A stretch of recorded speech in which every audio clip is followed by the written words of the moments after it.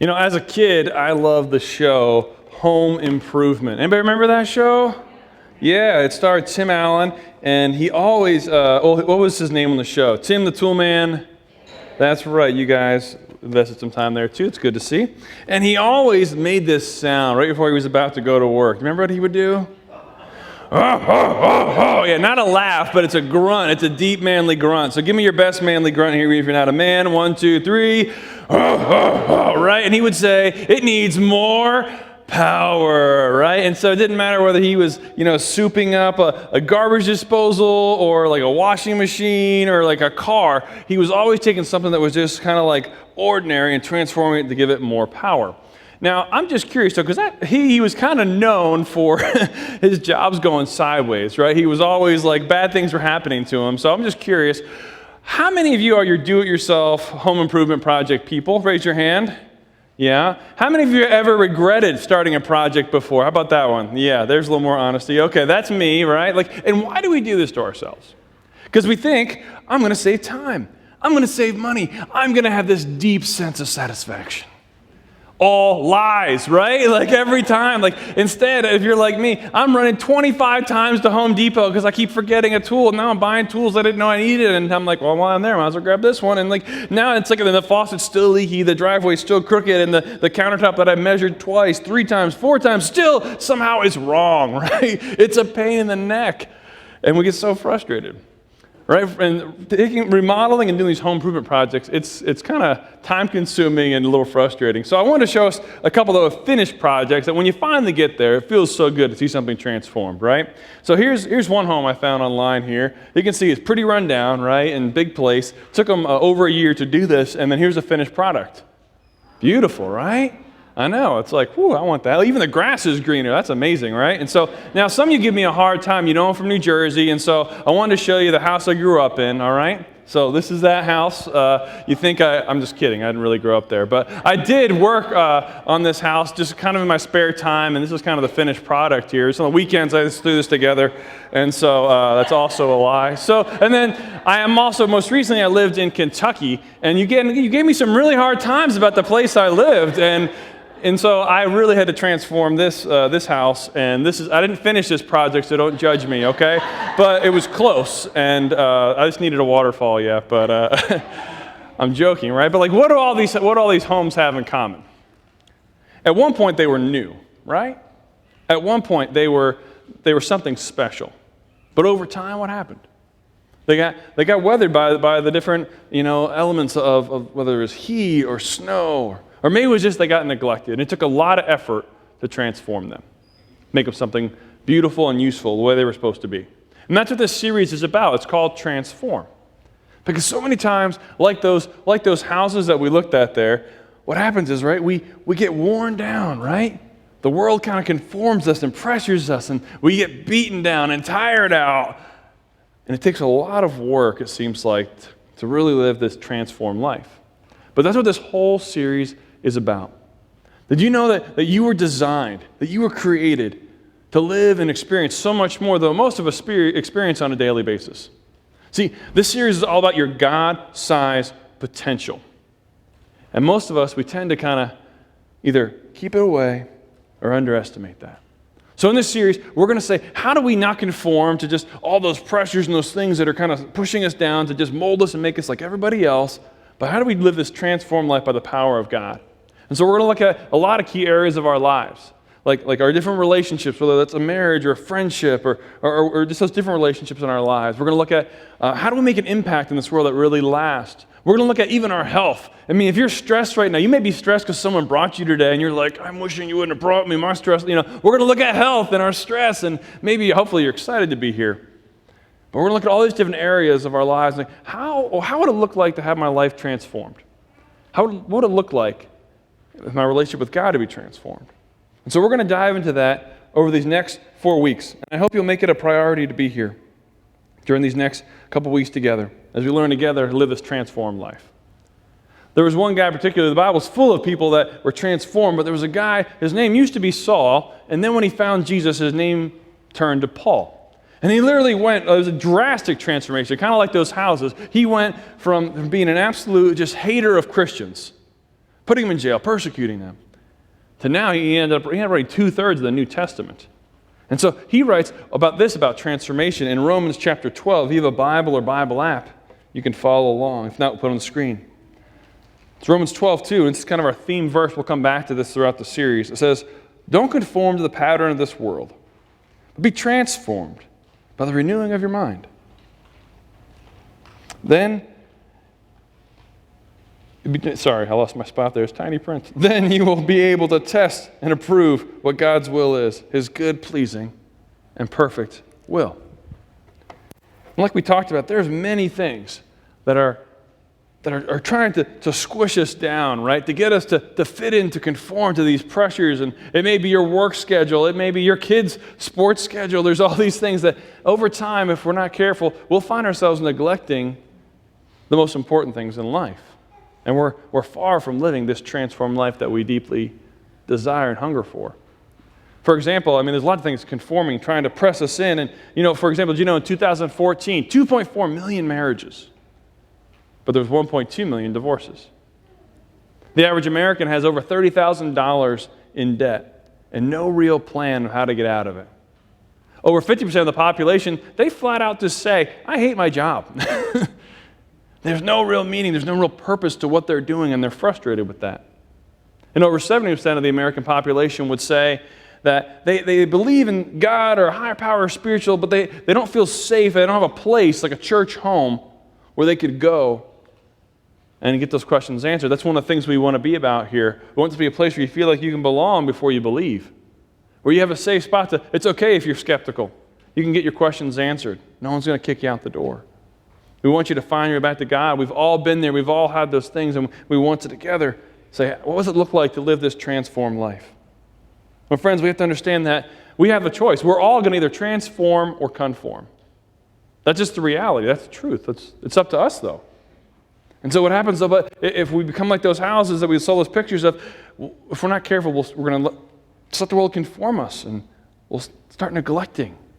We'll start getting run down, wore out, and we'll miss out on the transformed life that God wants for us.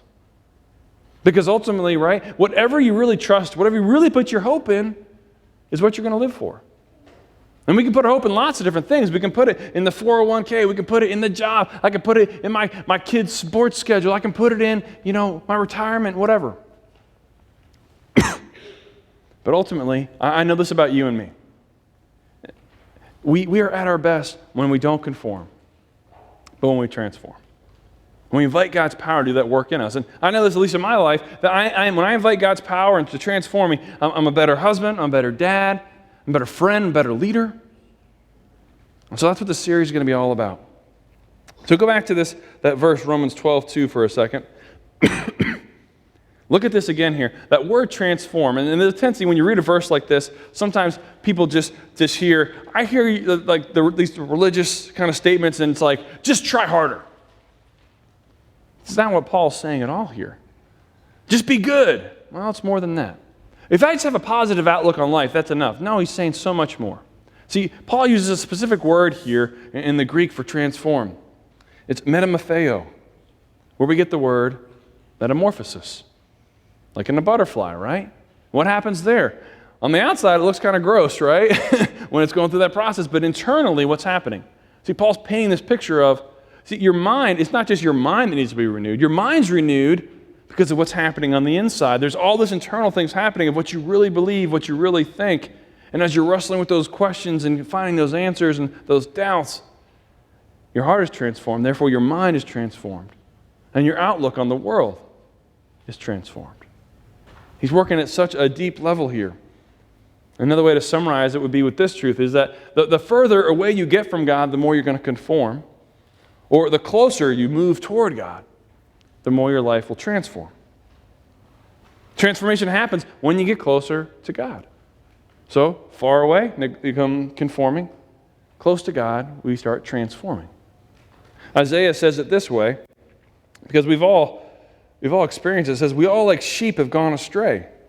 Each of us has turned to our own way. I'm just curious, there's been an up and down battle going on between the services here. I want to see where you guys weigh in. Has anyone else ever had the opportunity to shear a sheep? Kind of an odd question. Well, I did this one summer. I had this crazy job where I went on a farm and I sheared sheep. And you know what I learned? Sheep are not bright. They are pretty dumb. And so they will kind of just naturally wander off. They'll follow a little patch of grass, then another one, and then they find themselves in real trouble. And if you can get one moving, they all move.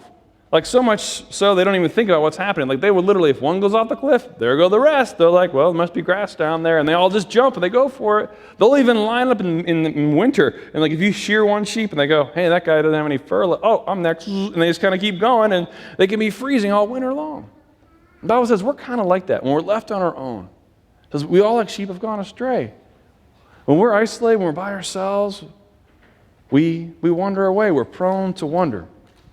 And so if we drift far from God, we conform. But if we take steps toward Him, we begin to transform our lives. You know, and as I look and read this book, and I don't have it all memorized, but I'm convinced that the Bible gives us very clear ways on how to live a life so we don't wander away from God. That's not His heart's desire, but that we can walk with Him consistently and faithfully. And so we don't conform to the patterns of the world, but we're transformed. And there's consistently these 5 awakenings that we see both in Scripture and just as you talk to people who found their way back to God. And so I want to talk about those 5 awakenings briefly. The first awakening is awakening to longing. It's this idea that there's got to be more. There's a gnawing pit in your stomach where you're like, you know what? There's something, I'm doing everything, I'm going through the motions, but it just doesn't feel like I'm there. There's more there.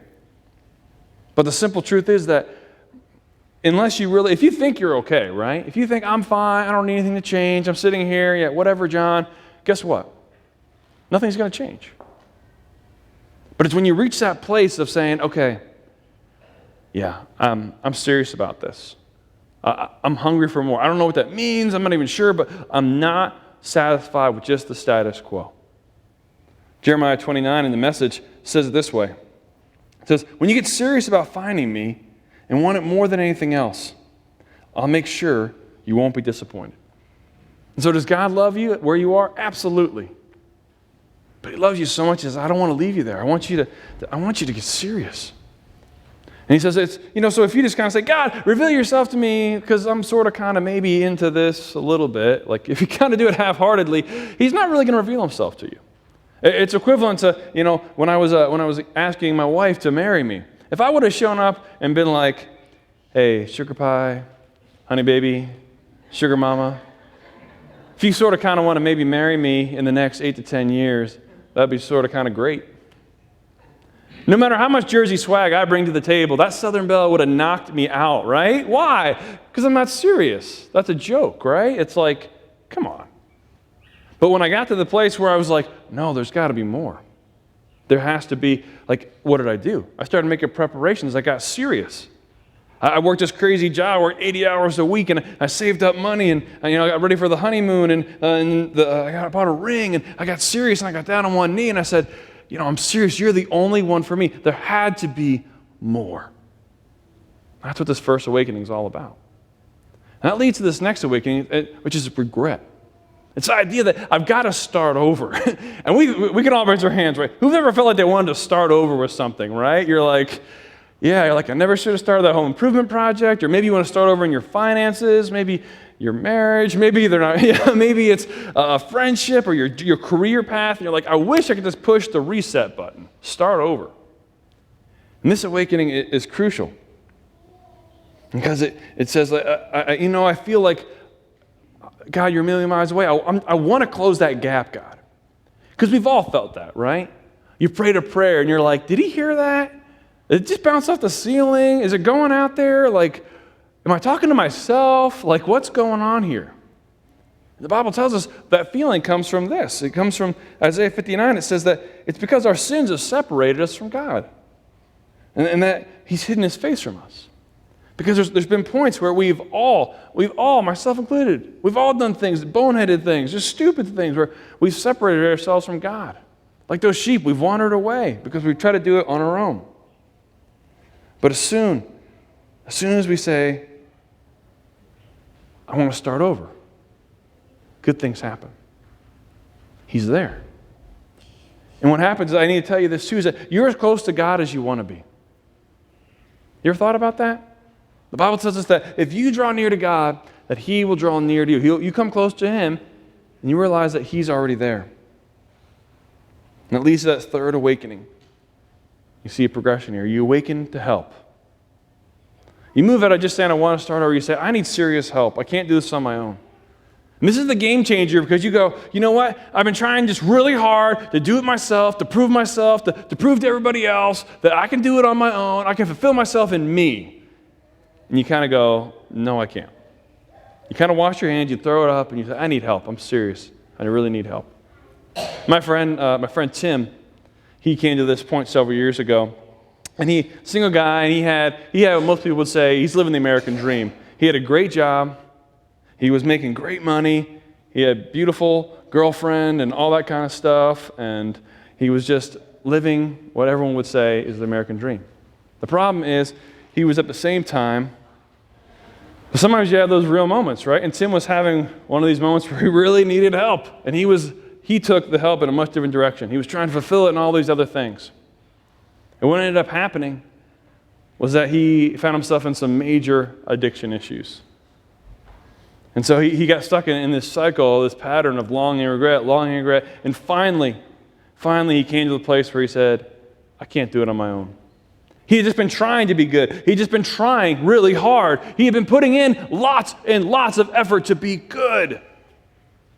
His problem wasn't his effort level. His problem that he was trying to do it by himself.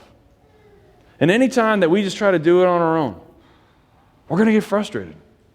We're going to get tired. But as soon as we turn from being far away from God and we turn to him, we realize he's there.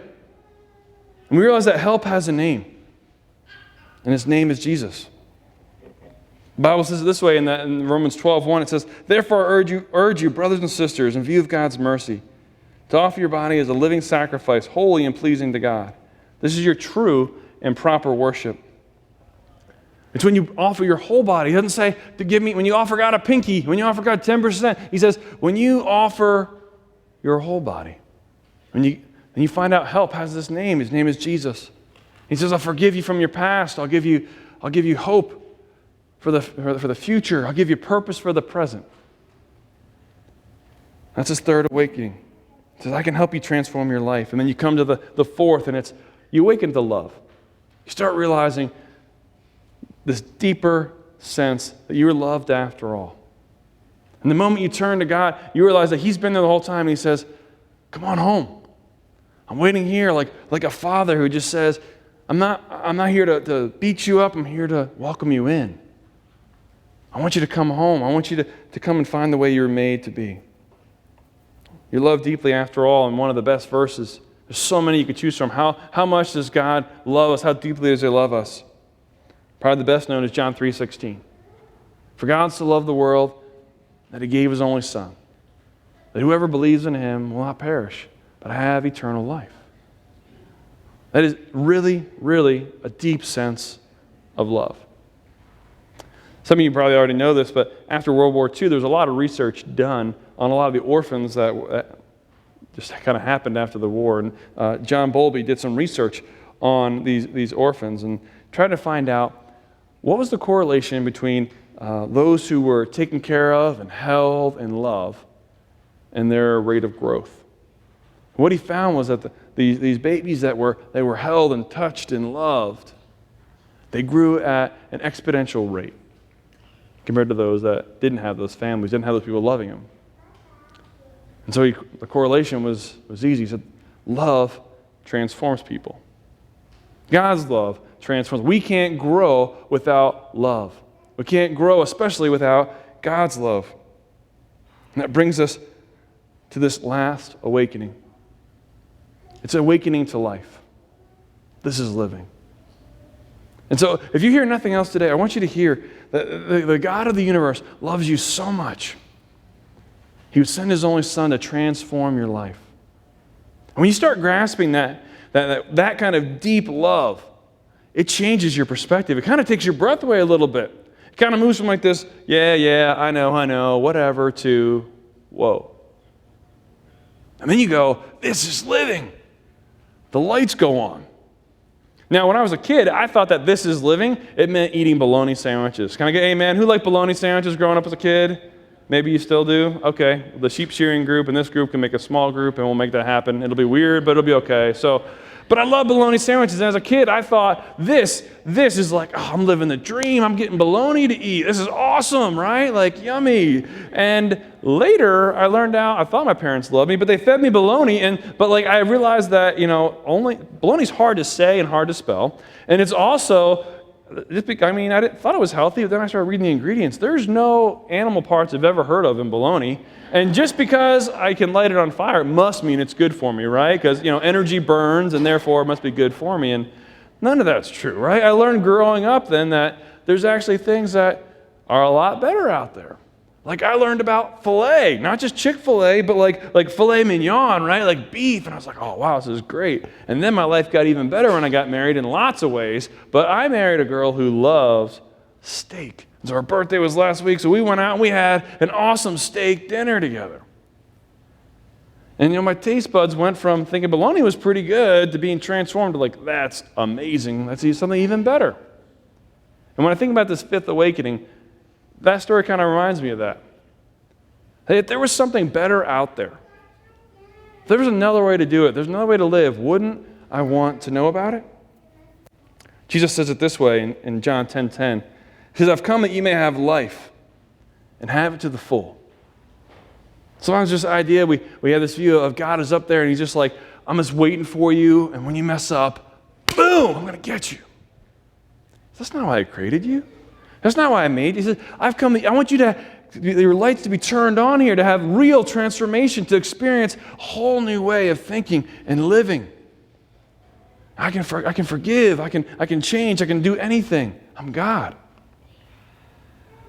I know what you're thinking. Some of you, you're sitting here, you give me the skeptical look right now. You're like, yeah, whatever, John. I'm living the good life. I've got a good job. I'm paying my bills more or less. I got a house. And I get it. And in some ways, we are all living the good life.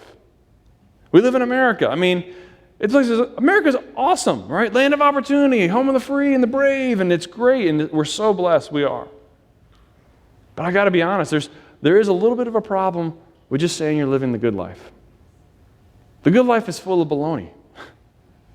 See, the good life can't really fully and finally satisfy those deeper longings that God places inside of us. We'll keep chasing more. We'll keep wanting more. And no matter how many women we have, no matter how many jobs we have, no matter how good our 401k does, no matter how well our kids perform, there's going to be a gnawing sense and hunger for more and more and more. God says, no, don't conform. Transform with my help, with my power. Remember the phrase we said in the beginning? The further you get away from God, the more you're going to conform, but the closer, the more you move toward Him, the more your life will be transformed.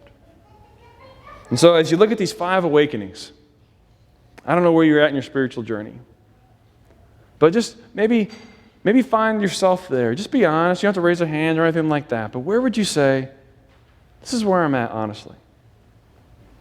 It's okay. Just take a moment and kind of think about that. And I want to challenge you with this. And so some of you here today, I think there's probably few people that you would say, you know what? I've been keeping you out here, God. And today is the day where you say, I want to come home. I want to find my way back. I want to invite Jesus into my life. I want that forgiveness from my past. I want to start over. I want purpose for my present. I want hope for my future. If that's you, you can pray that by yourself. You can come talk to me. I'd love to talk to you about that, or one of our prayer team. Others of you, though, it's not you at all. You're just kind of like, whoa, simmer down there, John. I just showed up, and you've just been nodding along. Some of the phrases make you think, yeah, okay, the closer I move to God, answer some questions, okay. And so for you, I think your next step would just be simple and just say, come next week. Come to the Taste of Montgomery. Come play, come have some food, come play some volleyball, come put the kids, lock them in the bounce. Let them jump on the bouncy and sign the waiver. We have a lot of waivers around here. Like signing a waiver, it's a safe place, I promise. So, but maybe you just need to come and say, you know what, I'm going to try to get connected. So many times people are like, man, I don't know anybody. I'm like, well, you're in a small group? No. Well, did you ever stay after talking about it? No. Are you serving on a team? No. And I was like, man, it is a mystery why you are not connected. Like this is a great opportunity just to come, and you may love big events, you may hate them, but there's going to be opportunities to have one-on-one conversations. I would encourage you to check that out. And the last thing is, I just want to challenge all of us to say, I'm going to commit to coming for this whole series. I'm going to come for the next 4 weeks. And I know your calendar's full. You have 1,000 things that are going to pop up between this Sunday and next Sunday and the subsequent Sundays. I get it. But I believe that God didn't bring you here by accident. I believe that there is something intentional that He is doing right now in each of your lives. Wherever you're at. You could be skeptical and questioning and get this thing you're angry with God about, all the way up to, man, I'm growing and I want to do more, God. Wherever you're at. And so, just remember, the closer you walk and move toward God, the more your life will transform. So I hope you'll join us the next couple weeks as together we discover how to live this transformed life. Will you pray with me?